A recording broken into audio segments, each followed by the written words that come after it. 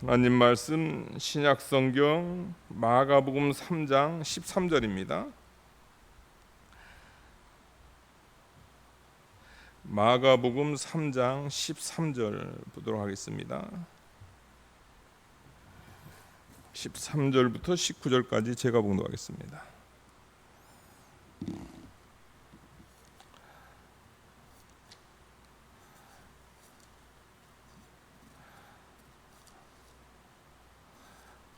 마가복음 3장 13절입니다.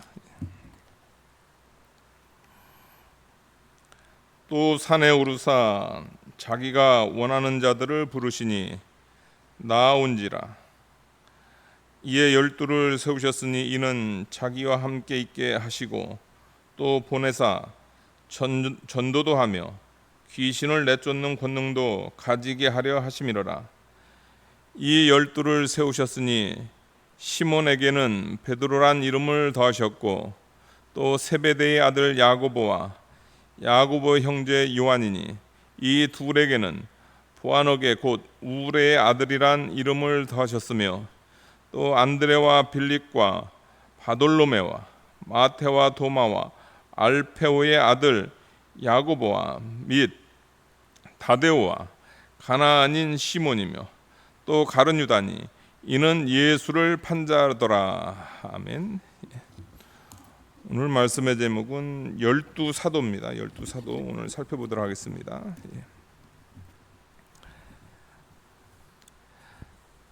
마가복음 3장 13절입니다. 또 산에 오르사 자기가 원하는 자들을 부르시니 나온지라. 우리 예수님께서 산에 오르셨다 이런 표현을 썼는데요. 왜 산에 오르셨는지 누가복음 6장 12절 보게 되면요, 더 자세히 나옵니다. 누가복음 6장 12절 제가 읽어드리겠습니다.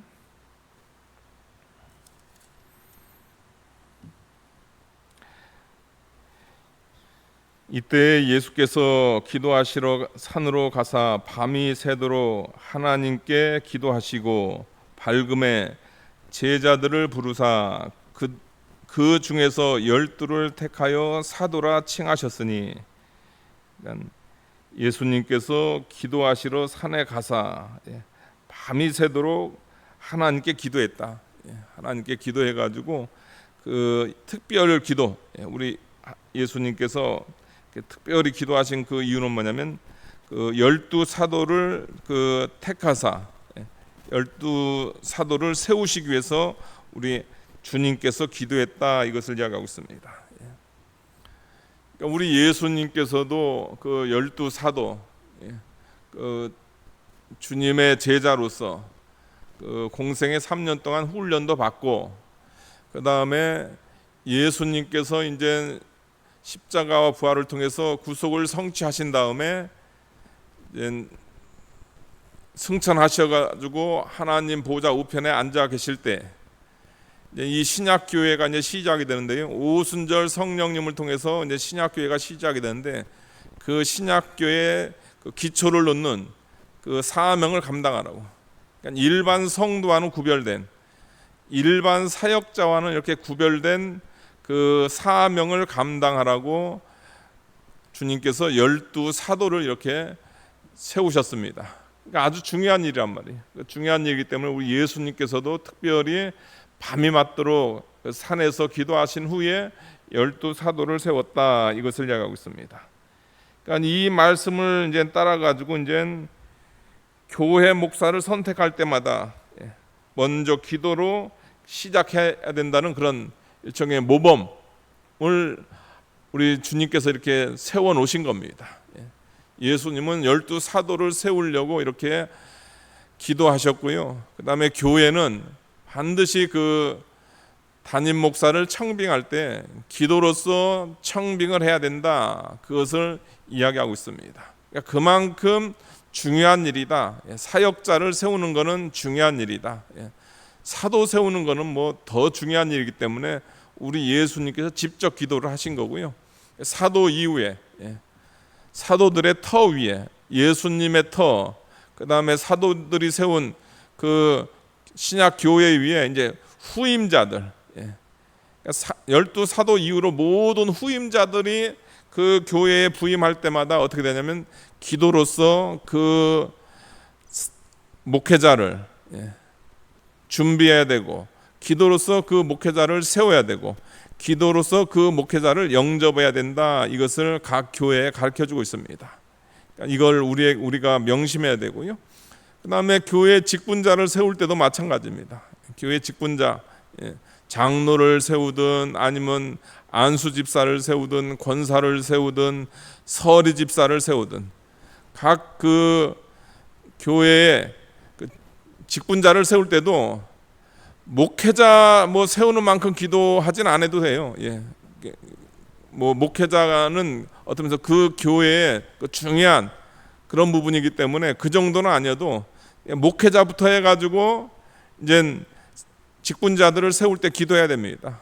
기도하면서 하나님께서 원하시는 사람이 누군가, 또 하나님의 말씀대로 사는 사람이 누군가, 믿음의 은혜는 있는가, 또 교회 안에 성도들에게 덕을 끼치는가, 그걸 감안을 해가지고 직분자를 세워야 됩니다.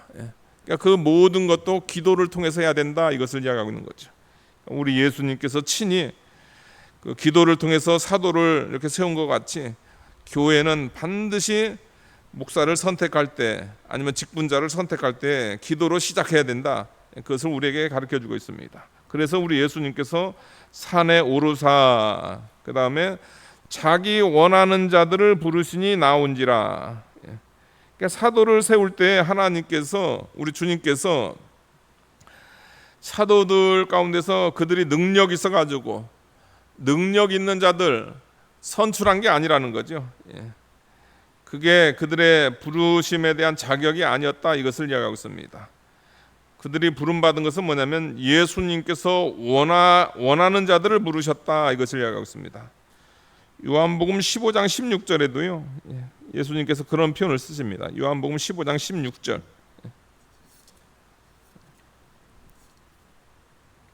15장 16절 보니까 너희가 나를 택한 것이 아니요 내가 너희를 택하여 세웠나니. 그러니까 제자들이 예수님을 택하고 우리가 예수님을 택한 것이 아니라는 겁니다. 사도들을 택할 때 예수님께서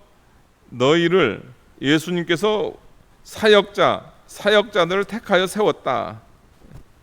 이는 너희로 가서 열매를 맺게 하고 또 너희 열매가 항상 있게 하여 내 이름으로 아버지께 무엇을 구하든지 다 받게 하려 합니다. 그러니까 그들이 이렇게 세움을 받은 것은 그들의 실력으로 아니면 그들의 무엇을 보고 세운 것이 아니고 예수님께서 은혜로 불러주셨다. 이 위대하고 영광된 사명을 위하여 선발된 것은 그들 자신의 가치 때문이 아니라 순전히 그리스도의 은혜에 의한 것이다. 이것을 알게 하기 위해서 주님께서 세웠다. 이제 그것을 이야기하고 있습니다. 그러니까 주의 사명을 감당할 때 교만할 이유가 하나도 없는 거죠. 특별히 이제 이따 살펴보겠지만은 능력 있는 자 없습니다. 다 연약한 자들 주님께서 불러서 그들에게 사도의 직분을 맡기셨고 목회자의 직분을 맡기셨고 교회의 직분을 맡기신 겁니다. 주님께서 택했다. 그러니까 부족한 나를 불러주신 은혜에 감사해서 늘 겸손하고 또 실제적으로 부족한 줄 알고 그 부족한 가운데서 또 충성하는, 나 같은 거 불러주셨사오니 주님의 은혜에 내가 충성하겠다. 그런 마음으로 우리가 주님의 부름에 응해야 되겠습니다.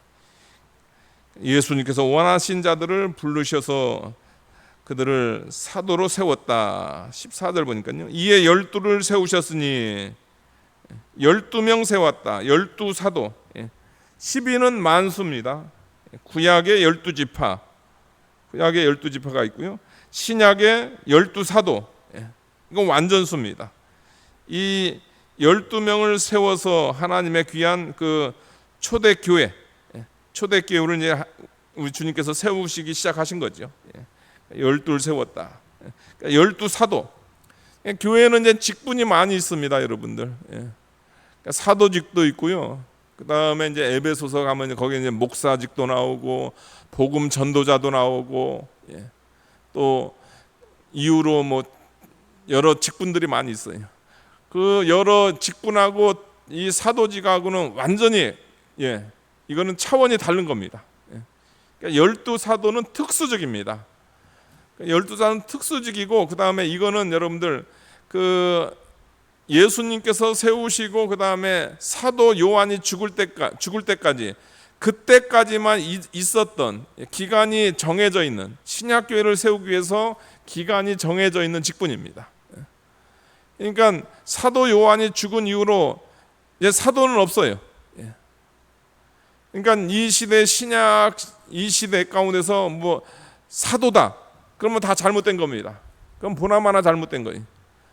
왜냐하면 12사도 12 완전수기 때문에 그 12명 외에는 가룟 유다 대신 이제 사도 바울이 들어간 거죠.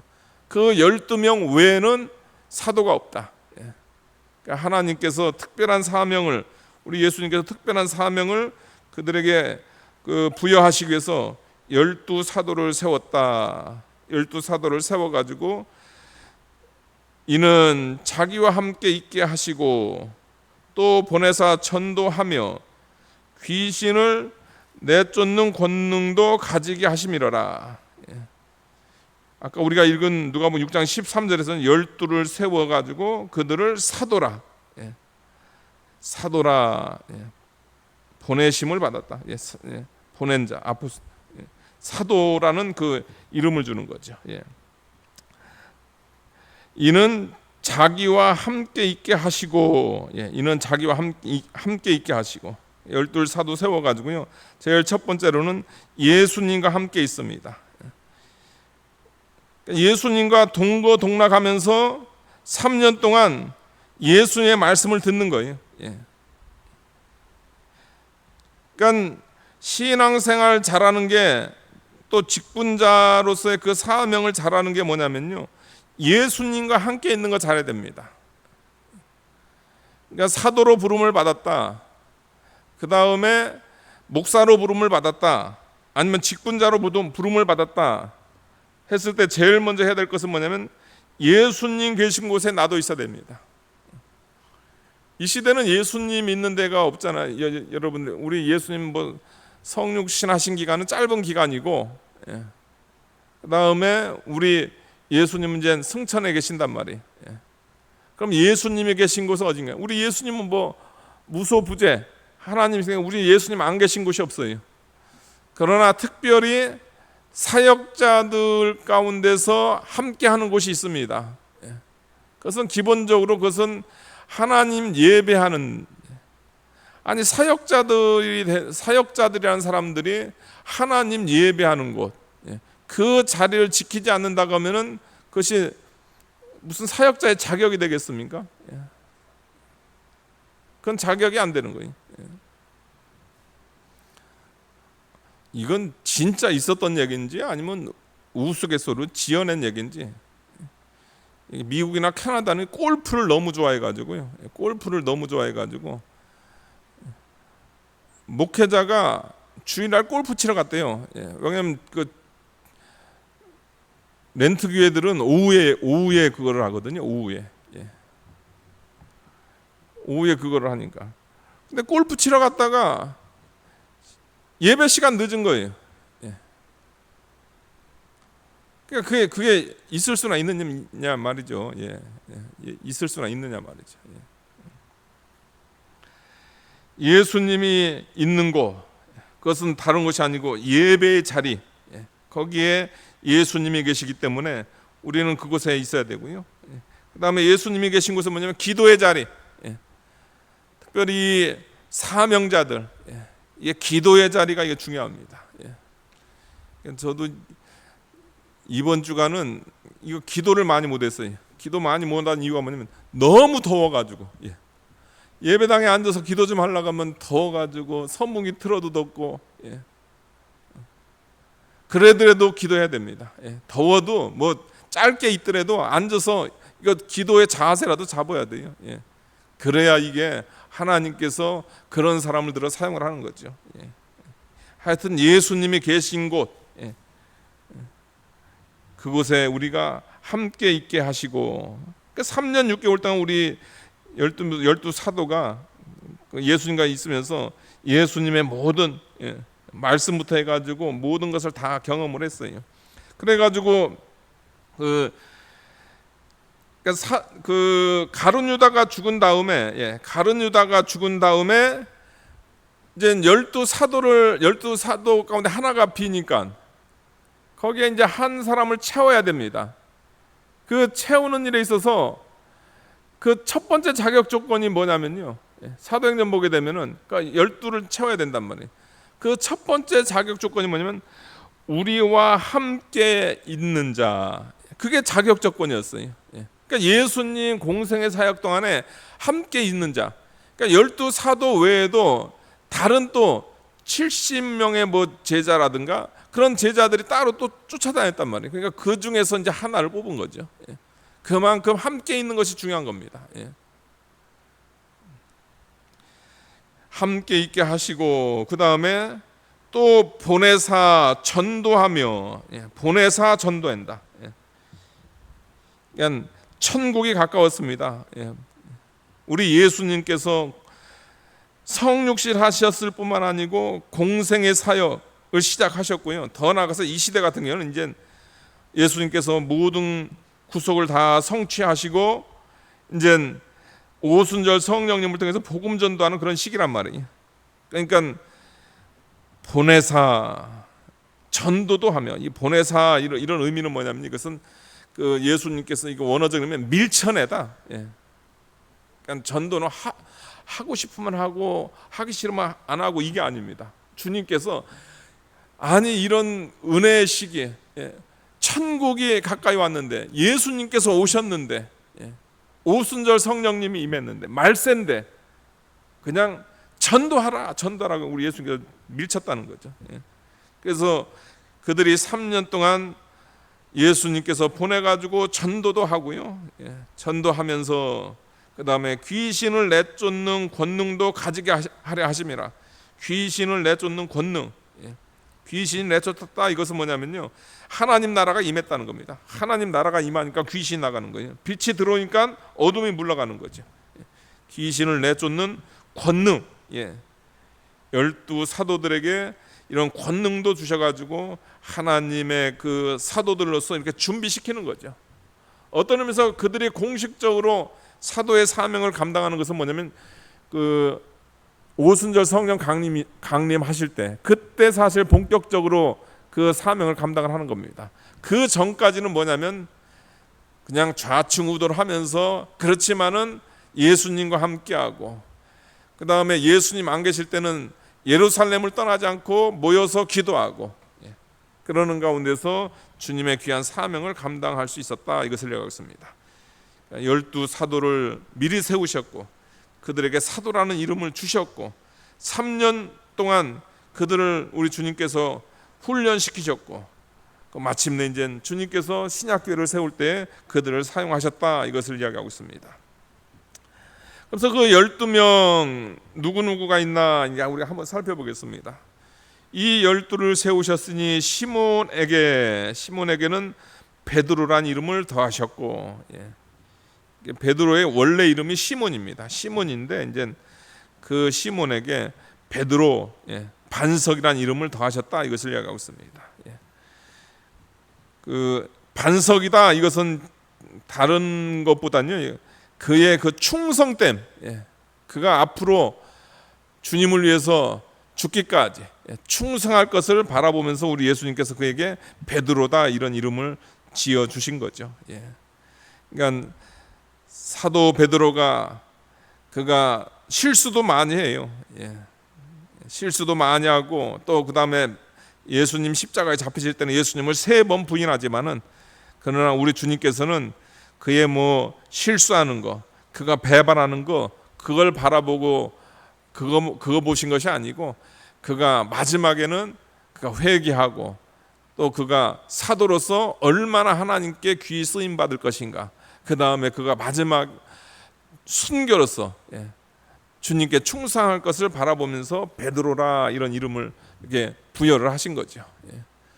그러니까 우리 예수님께서도 저와 여러분, 우리가 주님의 일을 하면서 실수 많이 합니다.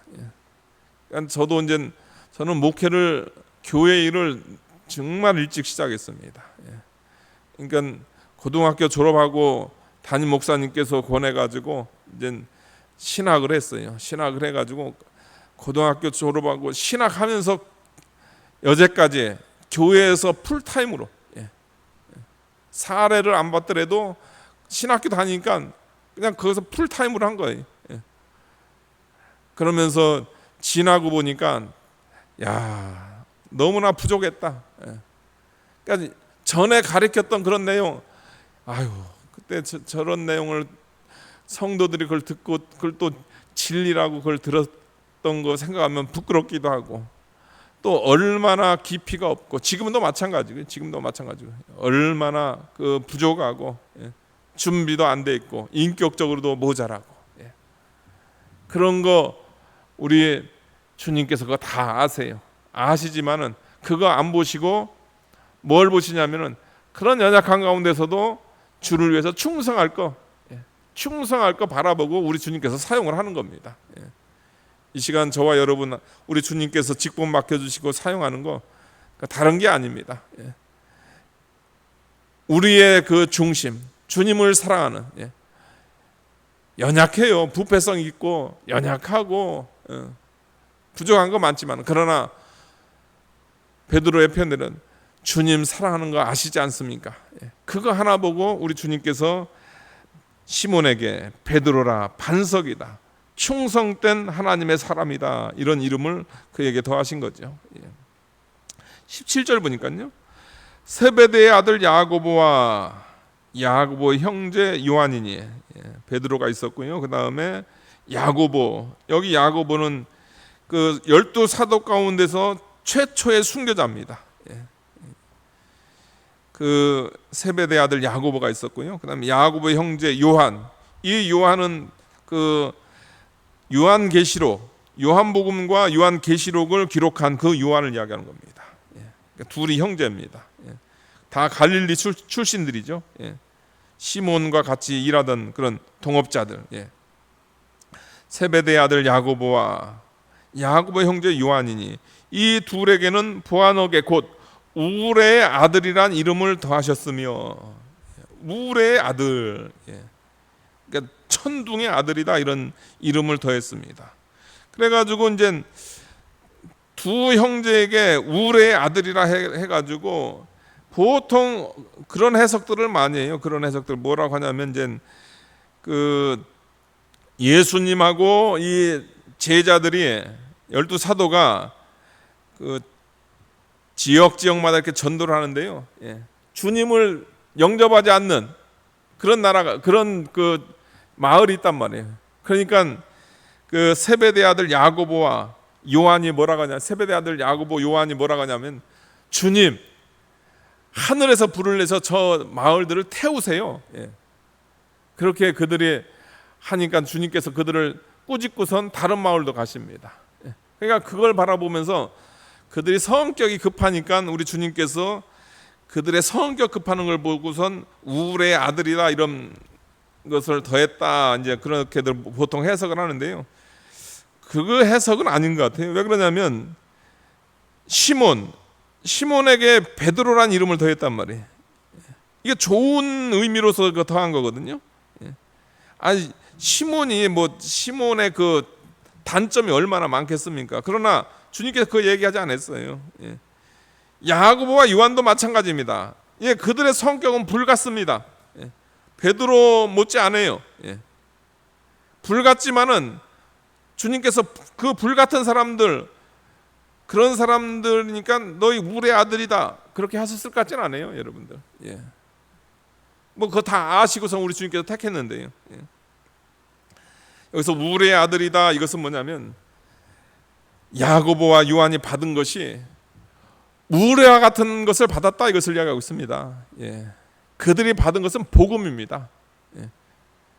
예수님의 십자가 부활, 예수님의 복음, 그 우레와 같은 것을 받아가지고 그 복음을 전하니까 그 복음의 그 소리가 우레와 같은 거예요. 두 형제에게서 전파되는 그 복음이 우레와 같고, 사도 요한을 통해서 전파된 요한복음이 우리의 심령 가운데 우레와 같이 역사합니다. 그냥 그 복음 듣게 되면 그냥 요한복음을 통해서 그냥 우레 소리가 나잖아요. 요한계시록을 통해서는 뭐 정말 말세 우레 소리가 난단 말이에요. 그런 의미에서 우레의 아들이다, 이것을 이야기하고 있습니다. 하나님의 귀한 우레와 같은 복음을 받았고 그 우레와 같은 복음을 전하는 그들이 바로 우레의 아들이다, 이런 표현을 우리 주님께서 하신 겁니다. 저와 여러분들도 뭐냐면 베드로와 같은 존재입니다. 우리도 다 반석이에요, 여러분들. 우리는 그 주님의 몸된 교회에 다 반석들입니다. 주님의 몸된 교회 하나하나에 다. 또 우리도 주님의 우레와 같은 말씀을 받은 그런 존재들입니다. 하나님을 통해서 우레의 말씀을 들었고 그 우레의 말씀이 우리 속에 있고 그 우레의 말씀을 전할 때 저와 여러분은 우레의 자녀들, 우레의 아들들, 그런 칭호를 받는 거죠. 내가 우레가 아닙니다. 다른 것이 아니고 복음이 그런 능력의 말씀이다, 이것을 우리에게 말씀하고 있습니다. 그러면서 이제 안드레와 빌립 을 이렇게 이야기하고요. 안드레와 빌립, 이분들의 특징이 뭐냐면요, 이거 다른 사람들께 잘 소개하는 거, 그런 특징이 있고요. 바돌로메, 요건 좀, 이건 좀 이야기해 주는 게 좋겠네. 그냥 넘어가지 말고. 12 제자들.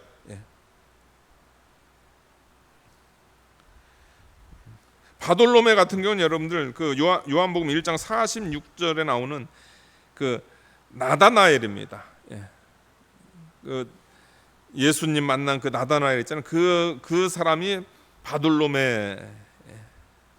그 다음에 거기 보게 되면 그 다데오가 나오는데, 다데오는 누구냐면은 그 누가복음 6장 16절이라든가 아니면 사도행전 1장 13절 보게 되면 거기 야고보의 아들 유다가 나옵니다.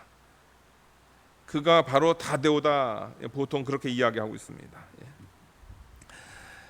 그 다음에 마태는 여러분 세리 마태, 도마, 의심 많은 도마.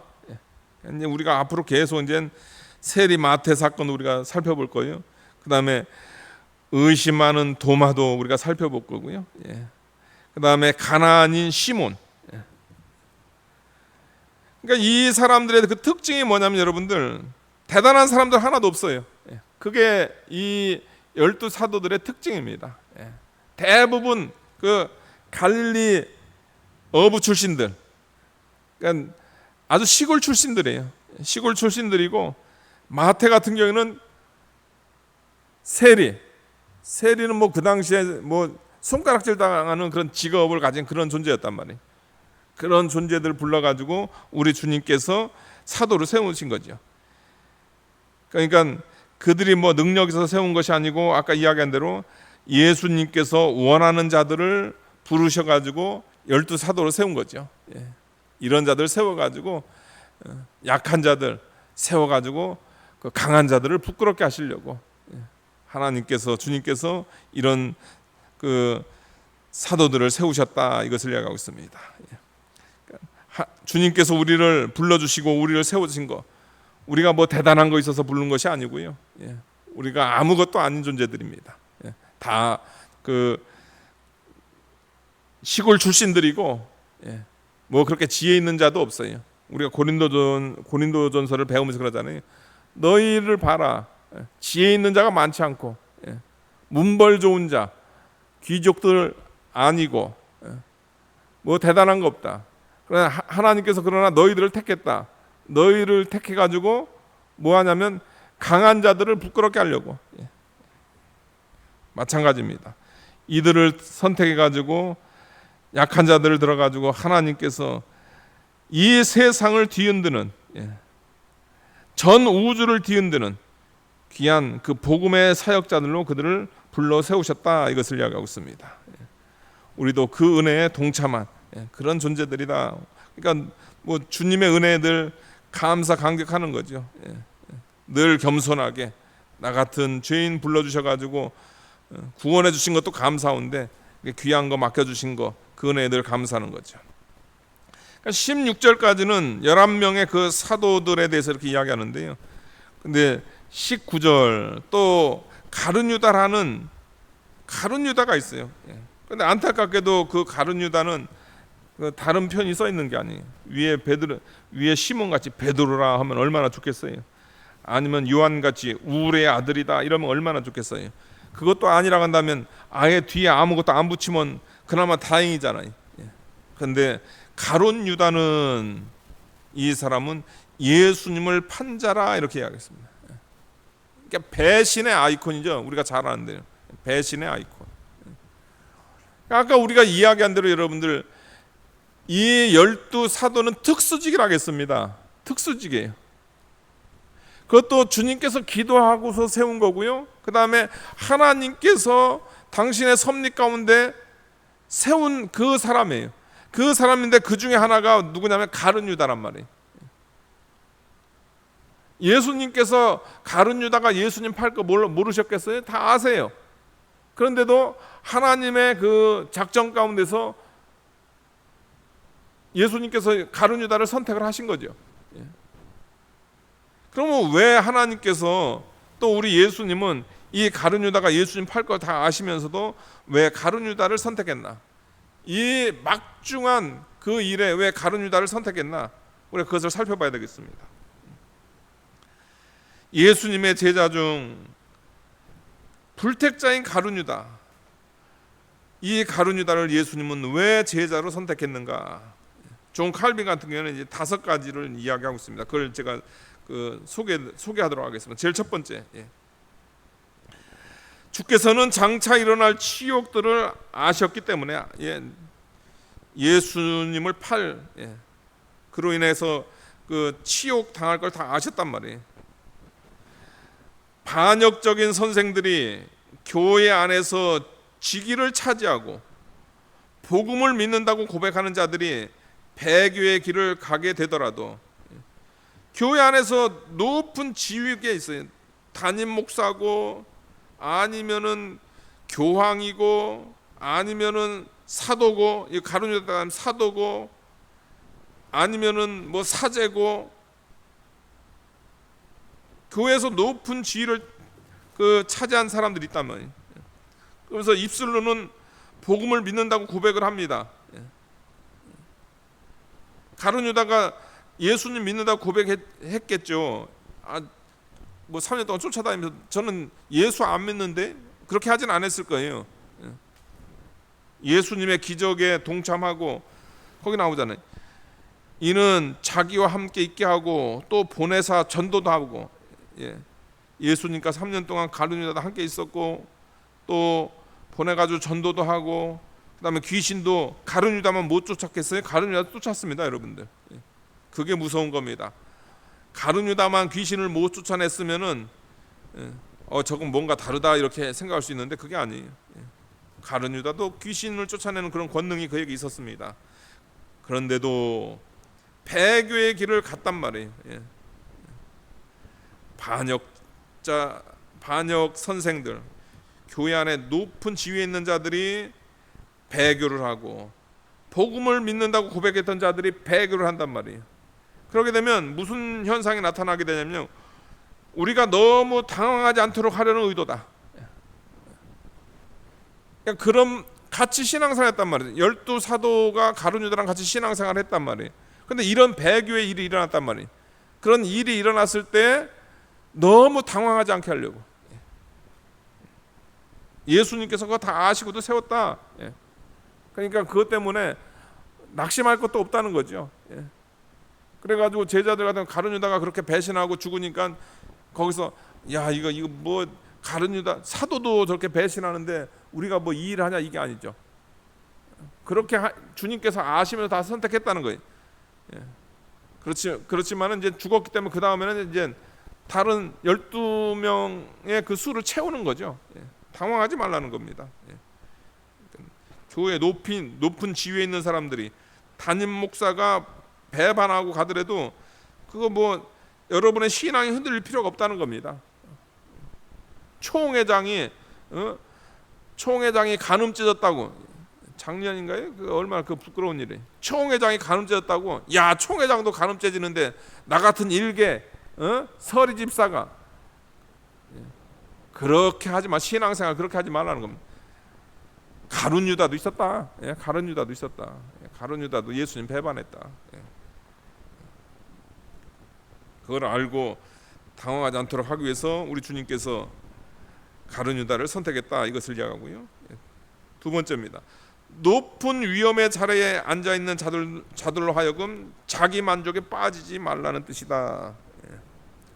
높은 위치에 앉아가지고 담임 목사다, 아니면 뭐 노회장이다, 총회장이다, 사제다, 추기경이다, 아니면 교황이다, 예. 그렇게 앉아서 자기 만족에 빠져 있는데 너희들도 가룟 유다가 될 수 있다, 조심하라, 이렇게 이야기하는 겁니다. 예. 가룟 유다는 뭐 이마에 가룟 유다 뭐 써놓고 했나요? 그게 아니에요, 여러분들. 3년 동안 주님 잘 쫓아다니다가 가룟 유다가 된 겁니다. 예. 그러니까 아무리 높은 지위에 있다 할지라도 자만하지 마라, 자기 만족에 빠지지 말라, 그런 뜻에서 예수님께서 가룟 유다를 선택했다. 예. 세 번째입니다. 예. 성부 하나님께서는 그의 놀라운 섭리에 따라 한 마귀는 이것은 이제 가룟 유다를 가리키는 11천사, 11명의 사도 가운데 섞여 두셨지만 이 마귀의 실패로 교회가 당황하지 않고 더 힘을 얻도록 이 사건을 지휘하고 계신다. 한 마귀 가룟 유다가, 이 가룟 유다가 실패를 했단 말이에요. 사도의 그 자리에서 그가 실패를 했단 말이에요. 이런 일이 있다 할지라도, 사도가 실패했다 할지라도 당황하지 말라는 겁니다. 당황하지 말고 더 힘내라. 아까 우리가 1번에서 배운 그 내용과 비슷한 거죠. 이것 때문에 낙심할 것 없이 교회는 더 힘을 내야 된다. 이것은 다 하나님께서 섭리하신 거고 하나님께서 지휘하신 것이다. 그것을 알고 동요되지 말라, 이것을 이야기하고 있습니다. 네 번째입니다. 처음부터 교회의 장차 모습이 드러나 있었으니, 벌써 이 모습 가운데 교회의 장차 모습이 드러나 있다는 겁니다. 한 사람의 버림받은 자가 넘어진다고 해서 약한 사람들이 따라서 몰락하지 말라. 이미 가룟 유다는 불택자라는 겁니다. 불택자인데 그가 사도의 그 자리에 들어온 거란 말이에요. 교회에서 이렇게 배교하는 사람들이 있다는 거죠. 그 배교하는 사람들은 그들은 불택자라는 겁니다. 이미 버림받은 사람들이에요. 그 버림받은 사람들이 들어와가 넘어진다고 해가지고 택함을 받은 약한 성도들이 있어요. 택함을 받은 약한 성도들. 그 성도들이 같이 몰락하면 안 되죠. 같이 몰락하지 말라고 우리 주님께서 가룟 유다를 선택해가지고 일종의 예방주사 놓은 겁니다. 예방주사. 가룟 유다는 예방주사와 같은 거예요. 교회는 이런 일도 있다. 교회가 그럴 수 있냐? 야, 교회 그럴 수 있다니까요. 뭐 그러면 교회 그렇다고 해서 뭐 교회 말고 뭐 대안이 있나요? 대안 없어요. 오직 예수입니다. 오직 교회입니다. 저는 제일 그 안타까운 게 뭐냐면, 무슨 리서치 조사하는 사람들이 뭐 불교하고 천주교 비교하면서 기독교가 많이 떨어진다. 아니요, 비교할 걸 비교해야죠. 기독교 자체적으로만 비교하면 상관없어요. 야, 기독교가 이제 믿지 않는 사람들이 많지 않다. 그럼 우리에게 경각심 되죠. 그런데 뭐 천주교 늘어났다, 불교 늘어났다, 그거는 의미가 없는 거예요, 여러분들. 우리 기독교가 무슨 천주교, 불교하고 비교할 대상입니까? 한 사람이 버림받은 자가 넘어진다고 해서 약한 사람이 따라 몰락하지 말라. 그다음에 마지막으로요. 그리스도께서는 경건하고 성결한 다른 제자보다 유다를 더 원하신 것이 아니고, 예수님께서 원해서 유다를 한 것이 아니고요, 그를 떨어지면 박살이 날 그런 정도의 높은 곳에 세워놓고 만민의 구경거리, 자손의 만대의 증거로 삼아 일부러 가룟 유다를 높은 곳에 세웠다는 겁니다. 높은 곳 중에서 교회에서 제일 높은 자리가 뭐냐면 사도라는 특별 그 자리에 그걸 세워놨고, 그러면서 이제 모든 사람이 그걸 다 우러러 봤다는 거죠. 그걸 왜 그러냐면 구경거리로 삼고 만대의 증거로 삼았는데, 그래서 뭐냐면 그 어느 누구도 자기에게 수여된 신성한 영예를 남용하지 않게끔 하기 위해서, 자신에게 수여된, 자신에게 부여된 그 신성한 영예가 있단 말이에요. 그 신성한 영예를 뭐에 사용했냐면 자기 욕심 채우는 데 사용했단 말이에요. 남용하지 않게끔 하기 위해서. 목사라는 그런 고귀한 직분을 가지고 그 신성한 영예를 가지고 자기 자신을 위해서 그 남용하게 되면 그게 바로 가룟 유다예요. 다른 게 가룟 유다가 아니라는 거예요. 장로라는 그 아름다운 고귀한 걸 가지고 그걸 남용하게 되면 어떻게 돼요? 그게 가룟 유다입니다, 여러분. 다른 게 가룟 유다가 아니고, 가룟 유다는 여러분들 2000년 전 가룟 유다 하나 있는 것이 아니고 시대마다 있고 지금도 가룟 유다가 있다. 그래서 우리가 알아야 되겠습니다. 주님께서 이 5가지 이유로 가룟 유다를 선택했다. 가룟 유다 선택한 교회의 유익을 위해서. 교회는 이런 일도 있다. 그렇다고 약한 너희들 신앙을 떠나면 안 된다. 그걸 가르쳐주기 위해서 주님께서 이렇게 했다. 이것을 이야기하고 있습니다. 우리가 이 의미를 잘 새겨야 되겠습니다. 기도하시겠습니다. 거룩하신 하나님 아버지, 감사합니다. 12 사도를 세운 걸 통해서 정말로 자격 없는 자이지만은 우리 주님께서 주님의 은혜로 불러주셨습니다. 그 은혜에 감사해서 우리는 충성합니다. 우리는 베드로가 됩니다. 우리는 우르의 아들들이 됩니다. 이 귀한 사명 잘 감당할 수 있도록 도와주시옵시고, 가룟 유다, 그는 날 때부터 나는 가룟 유다야, 나는 불택자야, 나는 주님을 팔 거야, 그렇게 해서 가룟 유다가 된 것이 아니고, 어느 누구나 이 귀한 직분을 자기 사적으로 이용하고 자만심에 빠질 때는 누구든 가룟 유다가 될 수 있다는 것을 우리에게 경각심을 주려고 교회를 위해서 이 사람을 선택했다고 했습니다.